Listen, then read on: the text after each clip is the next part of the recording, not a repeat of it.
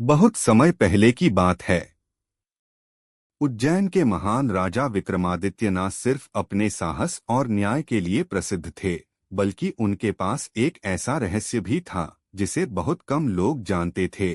400 रहस्यमयी घड़ियां। इन घड़ियों को राजा ने अपने महल के एक गुप्त कक्ष में छिपाकर रखा था। कहा जाता है, ये घड़ियां समय को सिर्फ मापती नहीं थीं, समय को बदल सकती थीं। हर घड़ी में एक कहानी, एक ज्ञान और एक शक्ति छुपी थी। राजा विक्रमादित्य का एक बेटा था, राजकुमार वीरप्रकाश। वो साहसी, बुद्धिमान और अपने पिता की तरह न्यायप्रिय था। एक दिन राजा ने उसे अपने पास बुलाया और कहा, बेटा, समय ही सबसे बड़ा गुरु है। ये 400 घड़ियां तुझमें राजा बनने की समझ पैदा करेंगी, लेकिन याद रखना, हर घड़ी तभी खुलेगी जब तू उसके रहस्य को समझने लायक होगा।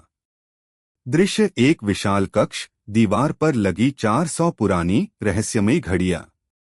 राजकुमार ने पहली घड़ी खोली, एक कहानी निकली। कहानी में एक किसान, एक राजा और एक परीक्षा थी। घड़ी के अंत में प्रश्न था, न्याय क्या है? राजकुमार ने उत्तर दिया। घड़ी चमकी और एक ज्ञान की रश्मि उसके मस्तिष्क में समा गई। हर घड़ी के साथ एक नई कहानी, एक नई सीख, और हर सही उत्तर के साथ वह एक नई शक्ति प्राप्त करता गया। कभी सहनशीलता, कभी रणनीति, कभी करुणा, कभी वीरता। दृश्य: राजकुमार हर घड़ी के साथ बदलता जा रहा है और राजा दूर से मुस्करा रहे हैं। 400वीं घड़ी तक पहुंचते पहुंचते राजकुमार अब केवल एक पुत्र नहीं था, वो एक सच्चा राजा बन चुका था।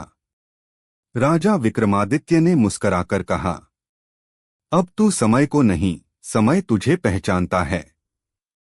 सीख: समय सिर्फ बीतता नहीं, सिखाता भी है। जो समय की कदर करता है, वह